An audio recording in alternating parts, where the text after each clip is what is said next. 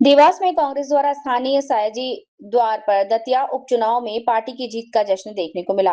बड़ी संख्या में कांग्रेस कार्यकर्ता एकत्र हुए और जीत की खुशी में आतिशबाजी कर मिठाइयां बांटी।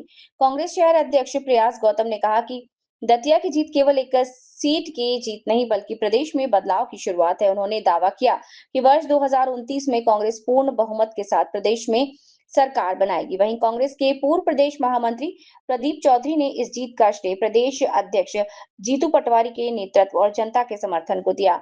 उन्होंने आरोप लगाया कि भारतीय जनता पार्टी लोकतांत्रिक मूल्यों को कमजोर करने का प्रयास कर रही थी, लेकिन कांग्रेस ने जनता के बीच जाकर चुनाव लड़ा और जनता ने पार्टी पर भरोसा जताया। शहर अध्यक्ष कह रहे हैं लोकतंत्र की जीत है ये, और उनका ये भी कहना है कि भारतीय जनता पार्टी का घमंड टूटा है। उनकी बात से आप कितना इत्तेफाक रखते हैं? और नहीं, बिल्कुल मैं उनकी बात का पूर्ण रूप से समर्थन करता हूं।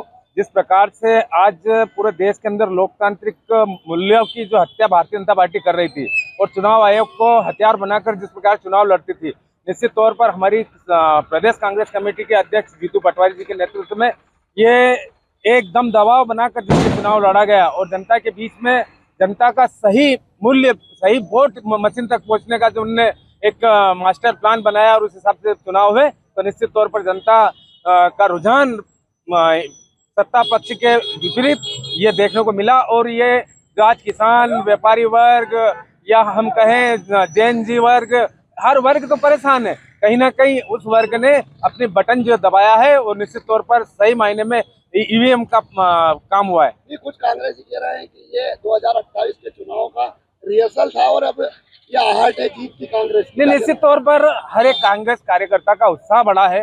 जनता चाहती है यहाँ पर बदलाव होना, और निरंतर जो हम 22 साल से आज विपक्ष में है उसके बावजूद कांग्रेस के कार्यकर्ता का हौसला बुलंद है। आज इस चुनाव ने हम लोगों के अंदर एक नई ऊर्जा का संचार किया है। निश्चित तौर पर 2028 में मध्य प्रदेश में सरकार बनेगी। भी आपने बटन दबाने की बात करी, इसके पहले कांग्रेस ने ईवीएम पे सवाल खड़े करे थे, अब क्या कहेगी कांग्रेस? नहीं, ईवीएम पे ये लोग करते हैं, धांधली करते हैं, लेकिन जिस प्रकार से मॉनिटरिंग प्रदेश कांग्रेस ने की और उस सीट को आजू बाजू सब सारे हमारे नेता, सारे लीडर जो एक टीम बनाकर टीम वर्क के साथ काम किया, तो इन लोगों को धांधली करने का अवसर नहीं मिलने दिया। इस कारण ये जनता की जीत हो पाई। निर्णायक बढ़त जो है कांग्रेस को दतिया उपचुनाव में मिल रही है और जश्न भी आप लोगों ने मनाया, क्या कहना है? देखिए, ये आज वाकई में लोकतंत्र की विजय हुई है। जिस तरीके से भारतीय जनता पार्टी ने पूरे हिंदुस्तान में एक जिस प्रकार से रावण को घमंड था, उस घमंड तरीके से ये भारतीय जनता पार्टी की सरकार चल रही थी। और आज मैं ये कहूँगा कि असत्य पे सत्य की विजय होने जा रही है, असत्य पे सत्य की विजय होने जा रही है।